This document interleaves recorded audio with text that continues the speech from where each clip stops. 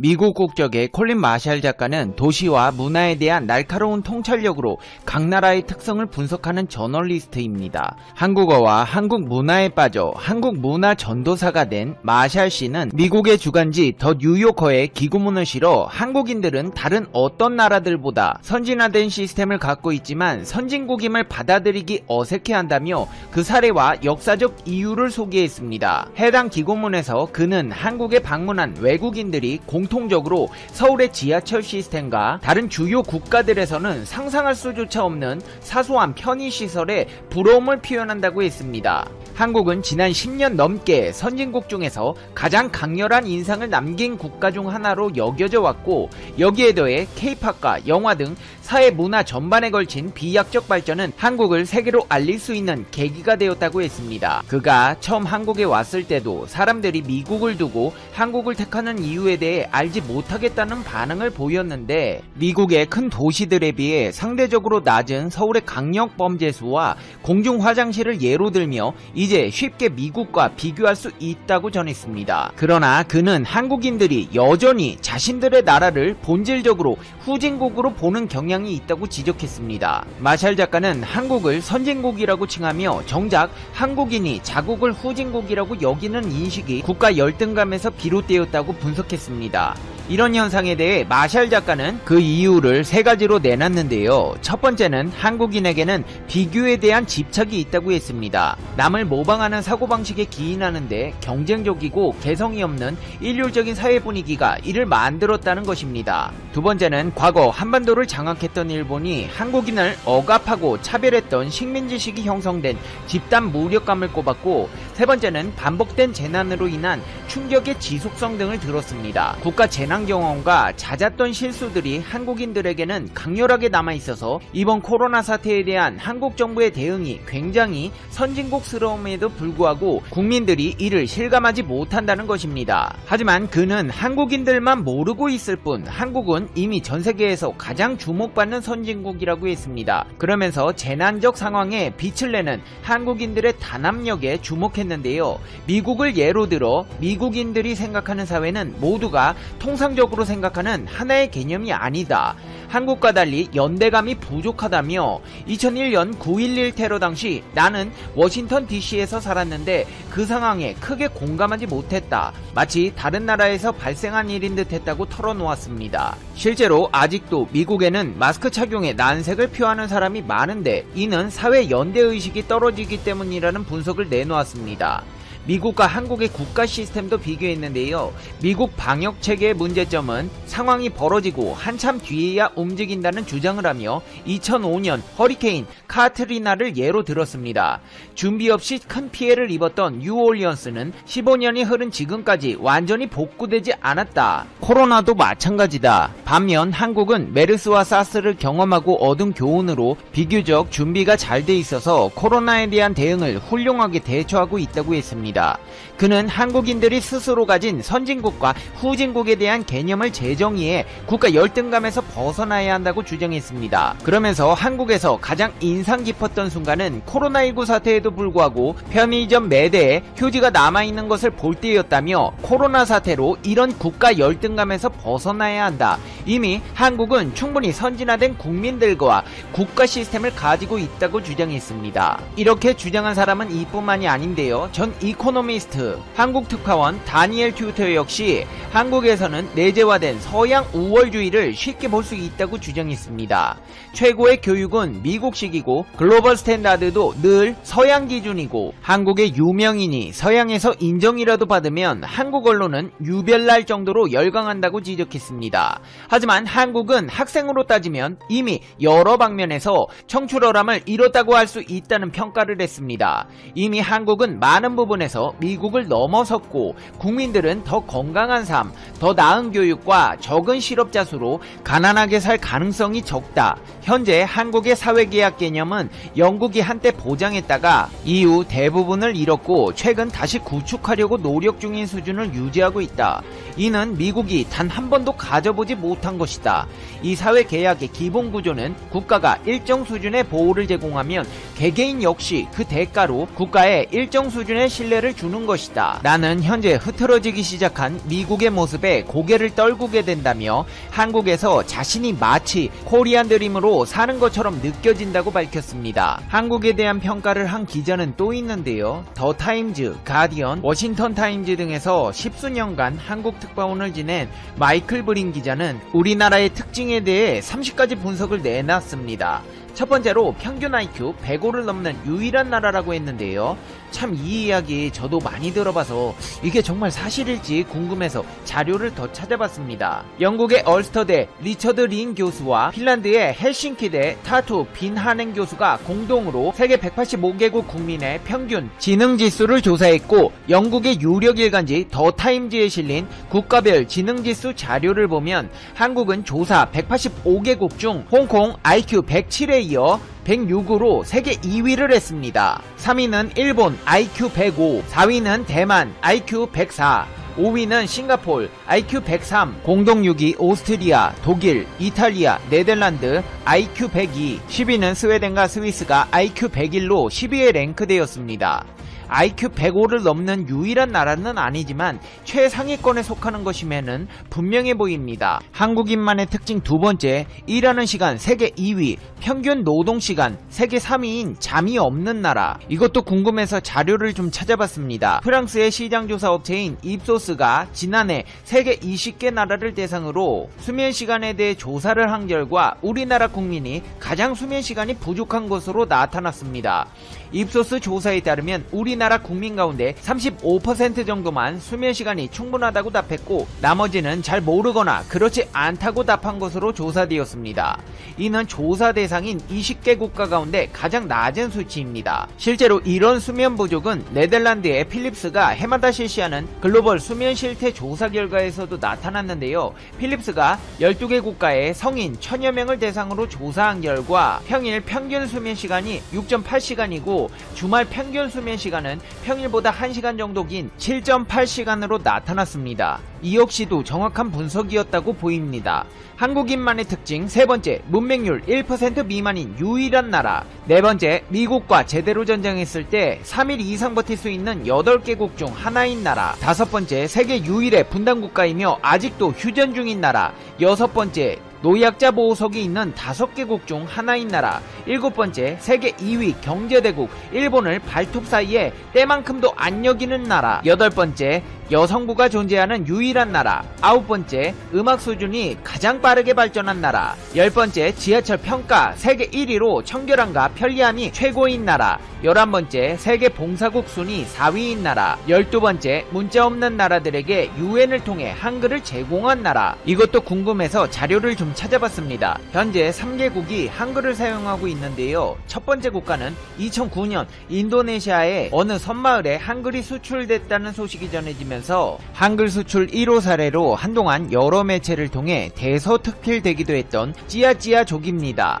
찌아찌아족은 한글 도입 채택 이후 10년이 지난 지금까지도 우리말 전도사 유일한 한글 교사인 정덕영 씨가 정부 지원 없이 지인들의 소액 후원으로 10년째 현장을 지키면서 한글 수업을 진행하고 있습니다. 상황이 열악하기는 하지만 현재까지도 찌아찌아족의 한글 사랑은 계속되고 있습니다. 두 번째 국가는 솔로몬 제도입니다. 솔로몬 제도는 국민들을 위해 2012년 UN 글로벌 콤팩트 한국협회가 저개발국을 대상으로 하는 5W 사업을 추진하면서 한글 도입을 추진하기 시작했습니다. 유니세프 한국지사가 소개한 내용에 따르면 솔로몬 제도는 한국 표기문자 채택 지원 사업으로 교과서 배포는 물론 주 2시간씩 한글 수업도 진행되고 있는 것으로 전해졌습니다. 세 번째 국가는 볼리비아 아이마라 부족입니다. 아이마라 부족은 인터넷이나 모바일 기기를 통해 사용할 수 있는 아이마라어 한글 입력기를 제작해 스마트폰에 한글 표기법을 이용해 아이마라어를 쓸 수 있는 기능을 넣어 선택하도록 하는 방식을 구축했다고 합니다. 이러한 한글 사업 틈틈이 외교력을 발휘해 국내 대학 및 기관과 현지 대학 간의 교육, 문화협력 등 MOU 체결까지 성사시켜 볼리비아 현지에서도 한글 보급 사업이 지속될 수 있는 시스템이 마련되어 있습니다. 팩트체크 결과 마이클 브린 기자의 말처럼 한글이 문자 없는 나라들에게 제공되어 쓰이고 있었습니다. 한국인만의 특징 13번째, 가장 단기간에 IMF 극복으로 세계를 경악시킨 나라. 14번째, 유럽 통계 세계 여자 미모 순위 1위인 나라. 15번째, 미국 여자 프로골프 상위 100명 중 30명이나 들어간 나라. 16번째, 세계 10대 거대 도시 중 한 도시를 보유하고 있는 나라. 17번째, 세계 4대 강국을 우습게 하는 배짱 있는 나라. 18번째, 인터넷, TV, 초고속 통신망이 세계에서 최고인 나라. 19번째, 세계에서 가장 많은 발음을 표기할 수 있는 문자를 가진 나라. 20번째, 세계 각국 유수대학의 우등생 자리를 휩쓸고 있는 나라. 21번째, 유태인을 게으름뱅이로 보이게 하는 유일한 민족. 비판적이며 전문가 뺨치는 정보력으로 무장한 한국인. 22번째, 세계에서 가장 기가 센 나라. 강한 사람에게 꼭 놈자를 붙이는 나라. 미국놈, 외놈, 되놈, 러시아놈. 23번째, 약소국이긴 관대한 나라. 아프리카 사람, 인도네시아 사람. 24번째, 산야의 음양이 강하게 충돌하는 나라. 25번째, 한중일 삼국 중 토질이 가장 좋고 물맛도 좋고 음식도 가장 맛있는 나라. 26번째, 맛있는 고기가 있는 나라. 27번째, 독립운동으로 일본에 저항한 나라. 28번째, 좁은 협곡 사이로 기가 부딪히는 지형을 가진 나라로 기가 셀 수밖에 없는 나라. 29번째, 국력으로 치자면 끝에서 두세 번째 하다가 이제 세계 10위권을 넘보고 있는 나라. 30번째, 난간이 있을지더라도 틀림없이 이를 극복하고 도약해 나갈 나라. 지금까지 외신 기자들이 본 한국인의 모습에 대해 자세히 알아봤습니다. 이제 페페TV의 결론입니다. Conclusion. 페페TV. 코로나19는 도발한다. 미국과 유럽의 서양 우월주의 신화의 의문을 던진다. 글로벌 리더 미국 선진국 유럽이라는 고정관념을 거부한다. 제7세를 주도해온 대서양 동맹을 뒤흔든다. 19세기 식민주의, 20세기 1, 2차 세계대전을 거쳐 소련 해체와 냉전 종식, 그리고 미국 독주까지 200년 긴 세월 세계를 호령했던 서양 헤게모니를 위협한다. 비행기 단바이러스에 맥없이 농락당하는 자신들의 실자와 추락에 서구는 당황하고 있다. 요즘 미국, 영국, 프랑스 언론은 코로나 이후에 닥칠 동서양의 권력 이동에 촉각을 세운다. 미국 외교 전문지 포린 폴리스는 코로나 팬데믹이 세계를 영원히 바꿀 것이라고 한다. 이어 팬데믹이 삶을 피폐하게 만들고 시장을 붕괴시키고 정부의 무능을 노출한 것처럼 국제사회의 정치적 경제적 파워의 결정적 변화를 불러올 게 분명하다고 진단한다. 영국 가디언은 서양이란 브랜드의 아우라가 바랬다. 코로나는 서양에서 동양으로 힘과 영향력을 급속히 전환시킬 것이라고 분석한다. 서양의 퇴조를 걱정하는 데는 합리적인 이유가 있다. 첫째, 위대한 미국이 초라해졌다. 보이지 않는 적과의 전쟁에서 트럼프 대통령의 자만과 오판이 완벽한 실패를 자초했다. 세계 최고의 의료 선진국에서 믿기지 않는 일들이 목격됐다.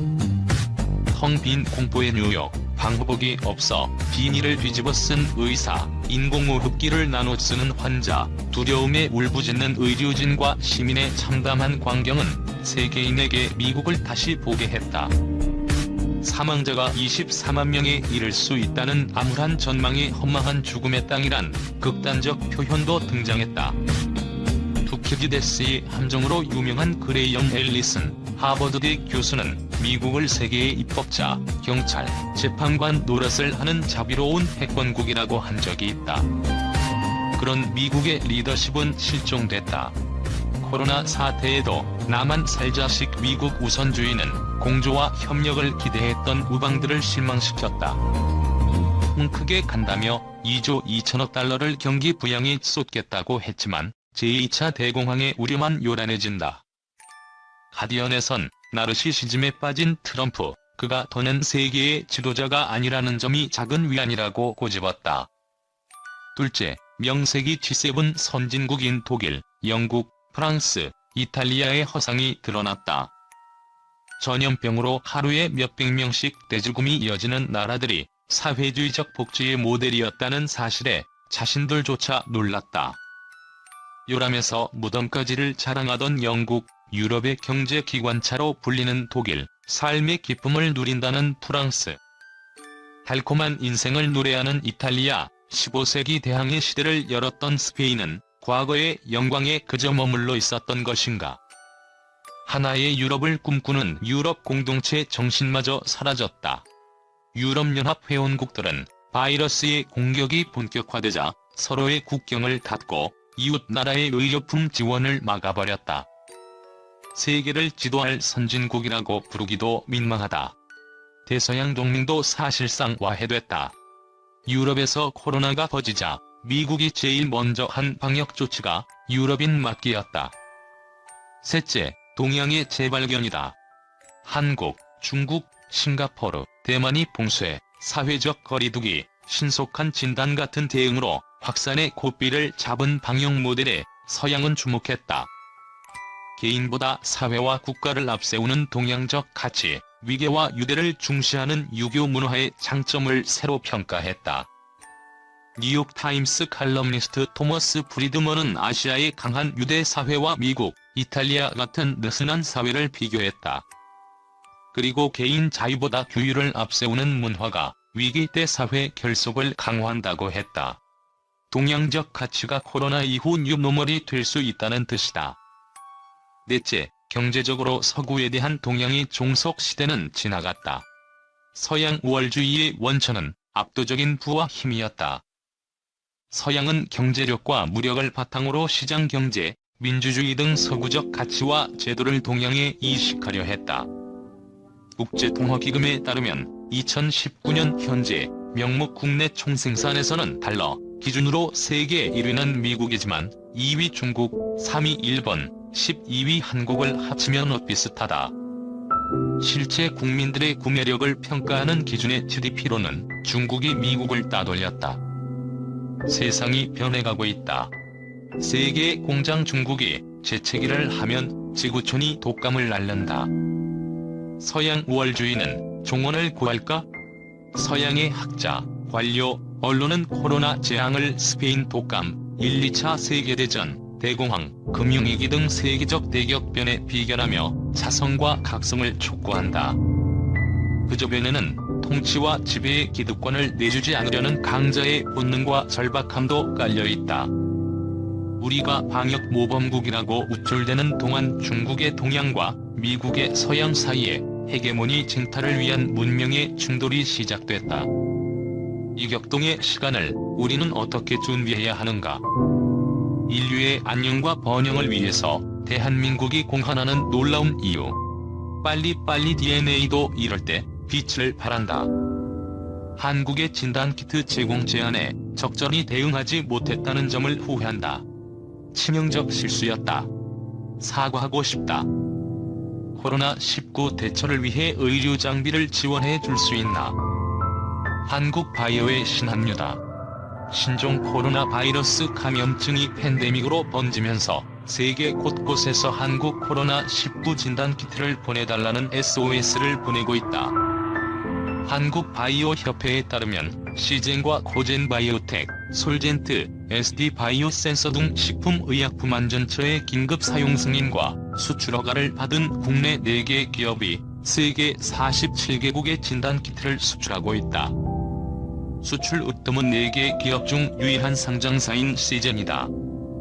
시젠은 현재 일주일에 진단키트 100만 테스트를 생산하고 있으며 이 중 90% 이상을 해외에 공급하고 있다. 수출국은 유럽과 중동, 동남아를 중심으로 총 45개국에 이른다.